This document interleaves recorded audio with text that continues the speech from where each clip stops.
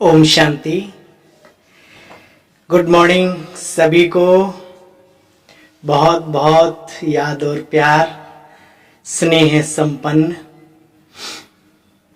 आज बाबा की वाणी के मुख्य पॉइंट्स हम मुरली दर्शन में सुनेंगे। बाबा ने कहा, मीठे बच्चे, तुम यहाँ श्री कृष्ण जैसा प्रिंस बनने की पढ़ाई पढ़ते हो।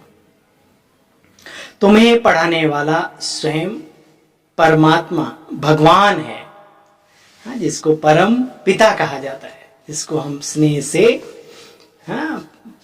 बाबा कहते हैं। बाबा माना कोई शरीरधारी नहीं, वो निराकार दिव्य शक्ति पुंज। मीठे बच्चे, तुम यहाँ श्री कृष्ण जैसा प्रिंस बनने की पढ़ाई पढ़ते हो। तुम्हें पढ़ाने वाला स्वयं भगवान है। बाबा ने पूछा, बाबा जब भगवान वाच शब्द बोलते हैं तो कई बच्चे मूझ जाते हैं, ऐसा क्यों? तो बाबा ने कहा, क्योंकि भगवान तो गुप्त है।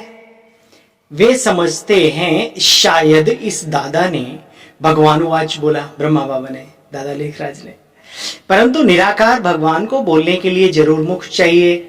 बाबा कहते हैं, यह बड़ी वंडरफुल समझने की बात है कि मैं कैसे इनमें प्रवेश कर तुम बच्चों को पढ़ाता हूं। आत्मा शरीर में आती है और आत्मा शरीर से बाहर जाती है, किसी को पता नहीं पड़ा। तो जो उसका पिता है, परम पिता परमात्मा, वो कैसे प्रकृति को वश में करके आता है, जिसकी प्रकृति होती है उसे भी पता नहीं पड़ता। अच्छा भाई, ओम शांति। आज गीत नहीं है मुरली में, वैसे ही गुनगुना लो खुशनुमा मौसम में। हरियाली, खुशहाली, है ना। अच्छा फील होगा आपको आज मुरली सुनते सुनते, और ऐसा महसूस करो बाबा ने जो शब्द बोले मुझ आत्मा के लिए स्पेशल उच्चारण किए हैं, ठीक है, तभी फायदा है। ओम शांति। भगवान वाच, भगवान क्या कहते हैं? यह भगवान वाच बच्चे किसने कहा? भगवान कहते, बच्चे, मैं अपने बच्चों को राजयोग सिखला रहा हूं। अर्थात राजयोग सिखलाकर नर से नारायण अथवा श्री कृष्ण जैसा वैकुंठ का स्वामी, या नारी को श्री लक्ष्मी अर्थात राधे के जैसा बनाने आया हूं, ज्ञान और योग के द्वारा।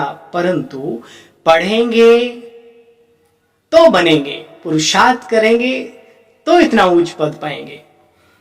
डॉक्टर व बैरिस्टर कहेंगे ना स्टूडेंट्स को कि मैं तुमको बैरिस्टर बनाता हूं। बाबा कहते हैं, अच्छी रीति समझते हो, राजयोग सिखलाने वाला एक निराकार परमपिता परमात्मा शिव है, परम धाम निवासी, ना कि कोई भी सांसारिक देहधारी धर्मात्मा, महात्मा या देवात्मा। कौन है? परम आत्मा। बाप अच्छी रीति यानी परम पिता परमात्मा अच्छी रीति समझाते हैं। यह ब्रह्मा भी नंबर 1 भक्त था। नारायण का बहुत बड़े बाबा भक्त थे, पिछाड़ी में नारायण की पूजा करते थे। श्री कृष्ण की भक्ति व नारायण की भक्ति बच्चे एक ही बात है, तो अपनी ही भक्ति हो गई। यही आत्मा कितनी श्रेष्ठ उत्तम, और लास्ट जन्म में आपे ही पूजे और आपे ही पुजारी का खेल हो गया। बाबा कहते हैं, ज्ञान सिर्फ एक परमपिता परमात्मा के पास है। भगवान कहते, मुझे याद करो थोड़े टाइम के लिए। मैंने इस तन का लोन लिया है, गीता में स्पष्ट लिखा है, मैं आधार लेता हूं, बूढ़े ब्राह्मण तन का, साधारण तन का। देखो बच्चे, मैं थोड़े टाइम के लिए मैंने इस तन का लोन लिया है। भगवान वाच, मैं तुम बच्चों को अभी पढ़ा रहा हूं, स्वर्ग के लायक बना रहा हूं, और कोई ऐसे कह न सके सिवाय बाबा के, किसी की ताकत नहीं जो ये शब्द बोल सके। बाबा कहते हैं, बच्चों को समझाया जाता है। क्या समझाया जाता है?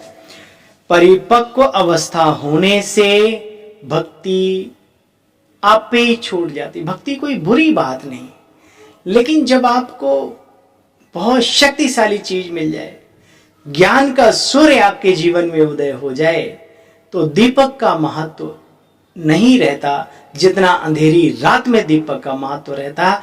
इसका मतलब दीपक निंदनीय नहीं है, दीपक बुराई के काबिल नहीं है, रात में उसने ही रोशनी दी है। लेकिन अब जबकि ज्ञान सूर्य उदय हो गया, मिसाल के तौर पे एक बुजुर्ग माता ने अपने पूरे चारों तरफ घर के दरवाजे बंद कर रखे थे। एक व्यक्ति निकला, बोले माई। बोला हाँ भाई बोल। बोले ये दरवाजे बंद रखे करके रखे, क्या कर रही? बोले मैंने दीपक जलाया है रोशनी करने के लिए। अरे बोला ये पट तो खोल, दरवाजे खोल, खिड़कियां खोल, देख बाहर सूर्य उदय है। अब इस लालटेन की जरूरत शाम को पड़ेगी, अभी इसको जलाना समझदारी नहीं है। तो बाबा कहते हैं जब ज्ञान युक्त जीवन हो जाएगा, ज्ञान समझ में आ जाएगा, तो बाकी भावनात्मक बातें स्वतः ही छूट जाते हैं। इसलिए कभी किसी को छोड़ने के लिए नहीं कहना। नन्हा सा बच्चा है, उसके पास कोई चीज है, उसे बढ़िया चीज दे तो आप ही छोड़। कोई भी इंसान है, आगे कदम बढ़ाता है तो पीछे अपने आप उठाना ही पड़ता है, तभी आप आगे बढ़ सकते हैं। तुम बच्चों को मैं कहता हूं, बच्चे मुझे याद करो, मैं तुम्हें कितना ऊंच विश्व का अर्थात श्री कृष्णपुरी का मालिक बनाता हूं। तुम बच्चे अपने पुरुषार्थ से इतना ऊंच पद पाते हो। मनुष्य तो कहते हैं ये ब्रह्मा कुमार ब्रह्मा कुमारियां क्या करती हैं? विनाश के लिए कहती हैं, विनाश सामने खड़ा है। बाबा कहते हैं देखो एक कहानी है बच्चे। एक गांव में एक व्यक्ति था, कहता था शेर आया शेर आया, शेर आता नहीं था। एक दिन हकीकत जिंदगी में उसकी शेर आ गया।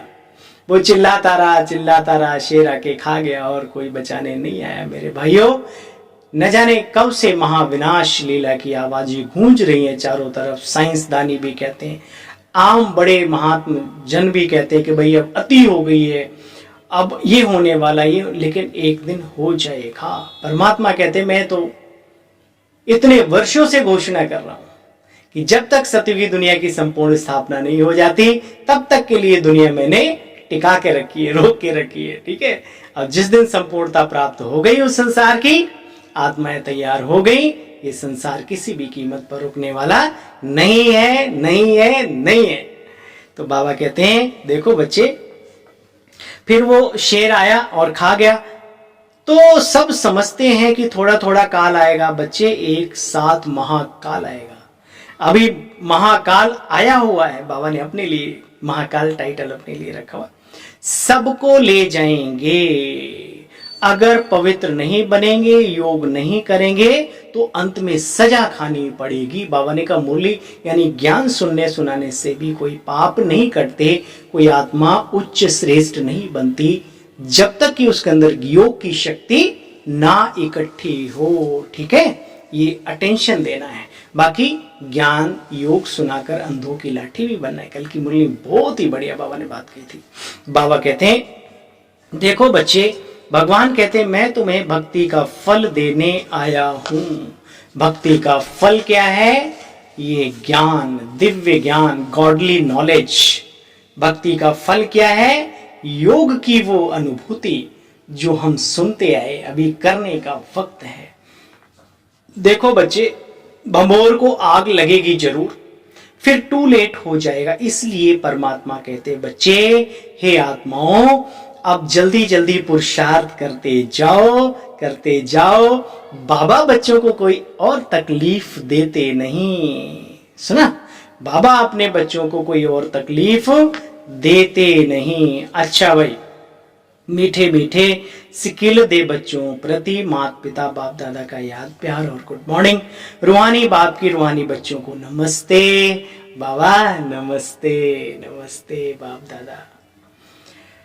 धारणा की पॉइंट्स हमने सुनी, एक बार फिर रिपीट कर लेते हैं। हर कर्म साक्षी होकर करना, शिव बाबा की याद में करना। लौकिक अलौकिक दोनों तरफ तोड़ निभाना है। बाबा ने कभी नहीं धंधे दोरी को छुड़ाया, कभी बाबा ने नहीं कहा घर परिवार छोड़ दो। कुछ कम ज्ञानी आत्माएं, कम समझदार आत्माएं ऐसे कड़े कदम उठा लेती हैं बाबा के कार्य की बदनामी होती है कि वो ओम शांति वाला था ऐसे से। बाबा ने जबकि यहाँ की शिक्षा कभी नहीं कहती किसी चीज को तुम छोड़ो, अपने कर्तव्य का पालन करो, अपने कर्म का पालन करो और साथ साथ बाबा के ज्ञान योग को भी जीवन में रखो, जिससे वहां पर कर्तव्य को पालन करने में आपको सुगमता हासिल हो जाए। यही तो चाहिए। बाबा कहते हैं दोनों तरफ तोड़ निभाना है, अर्थात लौकिक से भी युक्ति युक्त होकर के चलना है। यह अंतिम जन्म में भी यह वानप्रस्थ अवस्था है, वापिस घर चलना। इसलिए बच्चे पवित्र जरूर जरूर, कितनी बार जरूर जोड़ दो, बनना ही है। कोई भी अभी बंधन बनाने का टाइम नहीं है। बाबा ने कहा कोई भी बंधन नहीं बनाने, जो पुराने हैं उन्हें तोड़ लो तपस्या करके। अच्छा भाई, वरदान है बाबा का, पुराने संस्कारों व विघ्नों से मुक्ति प्राप्त करने वाले सदा शक्ति संपन्न भव। किसी भी प्रकार के विघ्नों से, कमजोरियों से या पुराने संस्कारों से मुक्ति बच्चे अगर चाहते हो तो शक्ति धारण करो, अलंकारी रूप होकर रहो, अपने गुणों से शक्तियों से सजाए सजाए रहो। जो अलंकारों से सजे सजाए रहते हैं वे भविष्य में विष्णुवंशी बनते हैं, लेकिन अभी वैष्णव बन जाते हैं। उन्हें वैष्णव माना शुद्ध पवित्र, उन्हें कभी कोई तमोगुणी संकल्प व संस्कार मन बुद्धि तक को टच नहीं कर सकता। वे पुरानी दुनिया अथवा दुनिया की कोई भी वस्तु व्यक्तियों से सहज ही किनारा कर लेते हैं। उन्हें कारणे अकारणे कोई भी टच तक नहीं कर सकता, बॉडी से नहीं माइंड से भी टच नहीं कर सकता। लेकिन उसके लिए क्या कहा बाबा ने, सजे सजाए रहो, गुण और शक्तियों से श्रृंगारित रहो, हमेशा तैयार, एक्टिव। स्लोगन, हर समय हर कर्म में बैलेंस रखना, हर समय हर कर्म में बैलेंस रखना सर्व की ब्लेसिंग प्राप्त करने का साधन है। क्या है? हर कर्म में बैलेंस रखना सभी की ब्लेसिंग, दुआएं, श्रेष्ठ ऊर्जा, वाइब्रेशंस प्राप्त करने का साधन है। नहीं तो होता क्या है, या तो इधर या तो फिर पूरा उधर, तो वो ठीक नहीं है। अच्छा भाई, गुड मॉर्निंग। बाबा की बातें अच्छी लगती हैं तो इस चैनल को सब्सक्राइब भी करें, शेयर भी जरूर करें, और त्रुटि कोई नजर आती है तो भाई इसमें कमेंट में जरूर लिखें ताकि हम उस चीज का सुधार कर लेंगे। अच्छा भाई, ओम शांति, गुड मॉर्निंग। पुनः एक बार आप सभी बाबा के लाल राज दुलारों को नमस्ते।